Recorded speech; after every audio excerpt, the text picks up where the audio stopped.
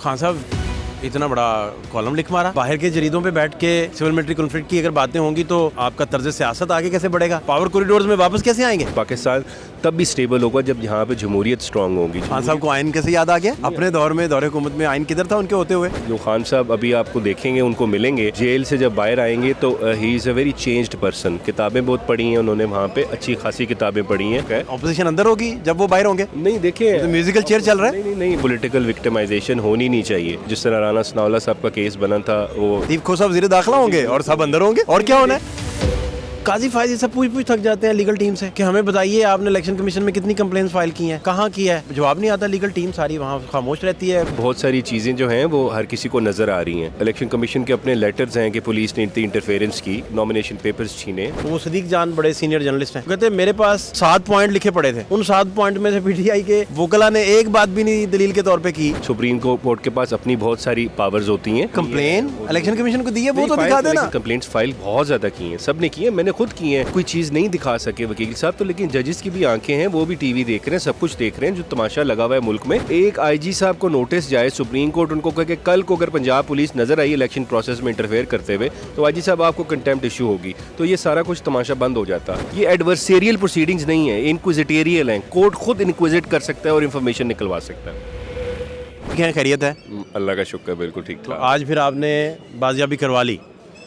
अल्लाह का शुक्र है जी, पूरी कोशिश की है। मैं कहूँगा जस्टिस बाकर नकवी साहब ने भी काफ़ी इसमें इंटरफेयर किया, पुलिस को उन्होंने ऑन देयर टोज़ रखा और फाइनली पंजाब पुलिस ने एडमिट कर लिया कि उस उमर डार जो है वो उनकी कस्टडी में है और वो गुजरात में उसको अरेस्ट किया और फिर सियालकोट पुलिस के हवाले कर दिया। वो इस वक्त पुलिस स्टेशन कैंट में है, सियालकोट में, वहाँ पे वो 9 मई की FIR में उनका अरेस्ट डाला हुआ है। अभी वो फिजिकल रिमांड लेंगे, फिर उसको कंटेस्ट करेंगे, नहीं तो फिर जुडिशल हो जाएगा तो पोस्ट अरेस्ट बेल फाइल करेंगे।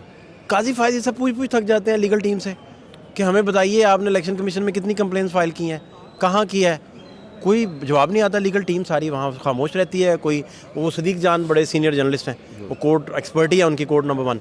वो इतना लंबा कल उन्होंने ट्वीट लिखा, वो कहते हैं मेरे पास 7 पॉइंट लिखे पड़े थे, उन 7 पॉइंट में से पीटीआई के वोकला ने एक बात भी नहीं दलील के तौर पे की। रिपोर्टर ये अब कह रहे हैं। देखिए, सदीक जान साहब का ओपिनियन है अपना, आई रिस्पेक्ट इट, मेरा दोस्त भी है, लेकिन मेरे ख्याल से तो लतीफ़ खोसा साहब बड़ा अच्छा केस प्लीड कर रहे हैं और साथ साथ शुएब शाहीन साहब भी। लेकिन यहाँ पे मैं थोड़ी सी एक बात करूँगा। देखें, जिस तरह मुसरत हलाली साहिबा ने भी कहा, बहुत सारी चीज़ें जो हैं वो हर किसी को नज़र आ रही हैं। इलेक्शन कमीशन के अपने लेटर्स हैं कि पुलिस ने इतनी इंटरफेरेंस की, नॉमिनेशन पेपर्स छीने, उसके अलावा लोगों को स्क्रूटनी के लिए नहीं जाने दिया। जज को ब्लैक एंड वाइट में तो दिखाना होता है ना आपने। नहीं, देखें, ये 184(3) की प्रोसीडिंग्स हैं, ये ट्रायल कोर्ट नहीं है। यहाँ पे इंक्विजिटोरियल प्रोसीडिंग्स होती हैं। सुप्रीम कोर्ट के पास अपनी बहुत सारी पावर्स होती हैं। ये कोई एविडेंस का केस नहीं है कि यहाँ जरा कंप्लेन इलेक्शन कमीशन को दी है, वो तो दिखा देना। इलेक्शन कमीशन में कंप्लेंट्स फाइल बहुत ज़्यादा की हैं, सब ने की हैं, मैंने खुद की हैं, 20-30 तो मैंने की हैं डिफरेंट लोगों की जिनकी वो मसले चल रहे थे, तो कंप्लेंट्स तो फाइल हुई हैं। लेकिन मैं वैसे एक इसमें इतना सी कंटेंशन मेरी ये है, सबमिशन ये है कि चलें कोई चीज़ नहीं दिखा सके वकील साहब तो, लेकिन जजेस की भी आंखें हैं, वो भी टीवी देख रहे हैं, सब कुछ देख रहे हैं जो तमाशा लगा हुआ है मुल्क में। मेरा सिर्फ शुरू से ये कहना है, एक आईजी साहब को नोटिस जाए, सुप्रीम कोर्ट उनको कहे कि कल को अगर पंजाब पुलिस नजर आई इलेक्शन प्रोसेस में इंटरफेयर करते हुए तो आईजी साहब आपको कंटेम्प्ट इशू होगी, तो ये सारा कुछ तमाशा बंद हो जाता। तो सुप्रीम कोर्ट जब एक्स्ट्रा ऑर्डनरी सर्कमस्टांसेस होते हैं ना, सुप्रीम कोर्ट को एक्स्ट्रा ऑर्डनरी मेजर्स लेने पड़ते हैं। कन्वेंशनल जुडिशरी रिस्पॉन्ड नहीं कर सकती इस तरह की अनकन्वेंशनल टैक्टिक्स को जो एग्जीक्यूटिव करती है। तो मेरे ख्याल से यहाँ पे सुप्रीम कोर्ट का अपना भी मुझे जो एटीट्यूड है वो थोड़ा सा मुझे इस तरह लग रहा है कि वो सारा कुछ ही वकील ही प्रेजेंट करे। सुप्रीम कोर्ट के पास खुद भी तो है ना, इंफॉर्मेशन आ रही है, सारा कुछ आ रहा है, पूरा मीडिया दिखा रहा है। ये कौन सा 2 बंदों का ट्रायल हो रहा है कि कत्ल का मुकदमा है, उसमें गवाही लाएं, ये एविडेंस लाएं, वो लाएं, नजरी नक्शा लेके आएँ, ये लेके आएँ, सारी चीज़ें चेन ऑफ कस्टडी इस्टेब्लिश करें, क्योंकि एविडेंस का केस थोड़ी है। बहुत सारी चीज़ें जो कोर्ट को नज़र आ रही होती हैं, जो कोर्ट बड़ी दफ़ा देखे सू मोटो लेता है। सू मोटो जब लेते थे कोर्ट, तो उसमें क्या वो ये कहते थे आप खुद चीज़ें लेके आएँ, वो एग्जीक्यूटिव को कहते थे सारा मटीरियल ऑन रिकॉर्ड लेके आएँ, हम खुद उस पर फिर फैसला करेंगे। ये एडवर्सेरियल प्रोसीडिंग्स नहीं है, इंक्विजिटोरियल हैं। कोर्ट खुद इंक्विजिट कर सकता है और इन्फॉर्मेशन निकलवा सकता है। तो ये खान साहब इतना बड़ा कॉलम लिख मारा और वो सिविल मिलिट्री कॉन्फ्लिक्ट के तनाजुर में है सारा।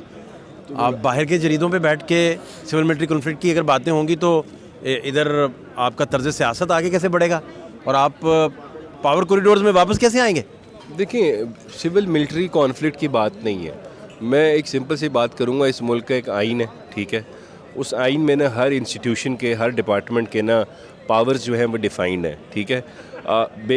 बिल्कुल मैं इस चीज़ को मानता हूँ कि पाकिस्तान जिस तरह आइन के तहत चलना चाहिए था उस तरह नहीं चला। सक्सेसिव मार्शल लॉज लगे हैं इस मुल्क में, सिविल मिलिट्री इम्बैलेंस है, एक रियलिटी है, लेकिन हमने बेहतरी की तरफ जाना है, इवॉल्व होना है। अगर कहीं को कोताहियाँ कमियाँ हैं, कहीं पे इंटरफेरेंस होती है इंस्टीट्यूशंस की पॉलिटिकल प्रोसेस में, तो मेरे ख्याल से जब तक आप उसको क्रिटिसाइज़ नहीं करेंगे तो आप बेहतरी की तरफ नहीं जा सकते। और पाकिस्तान तब भी स्टेबल होगा जब यहाँ पे जमहूरियत स्ट्रॉन्ग होगी। खान साहब को आइन कैसे याद आ गया? अपने दौर में, दौरे हुकूमत में आइन किधर था उनके होते हुए? नहीं, बिल्कुल आइन था, सब कुछ था, लेकिन देखें आप गलतियों से ही सीखते हैं। अगर कोई गलती हुई होगी तो उससे बंदा सीखता है। और मेरे ख्याल से जो खान साहब अभी आपको देखेंगे, उनको मिलेंगे जेल से जब बाहर आएंगे तो he is a very changed person. किताबें बहुत पढ़ी हैं उन्होंने, वहाँ पे अच्छी खासी किताबें पढ़ी हैं, उनके साथ आप डिस्कशन करें हिस्ट्री पे, बहुत सारी चीज़ों पे काफ़ी नॉलेज बढ़ चुका है। ऑपोजिशन अंदर होगी जब वो बाहर होंगे?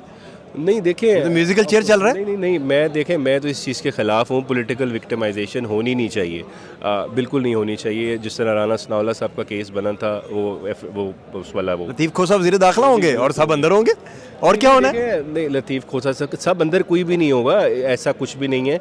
देखिए मैं सिंपल सी बात करता हूँ, अगर जुर्म कोई पाकिस्तान तहरीक इंसाफ में भी शख्स करता है तो उसको भी अकाउंटेबल करना चाहिए। कोई नून लीग में भी करता है, पीपल्स पार्टी में भी करता है, या किसी इदारे का शख्स भी करता है, उसको भी उसके ख़िलाफ़ भी एक्शन होना चाहिए। कानून के मुताबिक कार्रवाई होनी चाहिए, राइट टू फेयर ट्रायल सबको मिलना चाहिए। ये नहीं कि ये शख्स इस पार्टी का तो इसके खिलाफ कोई केस नहीं बन सकता। केस ज़रूर बने अगर वो जुर्म किए, लेकिन कानून के मुताबिक बने। थैंक यू सो मच, बहुत शुक्रिया, बहुत शुक्रिया।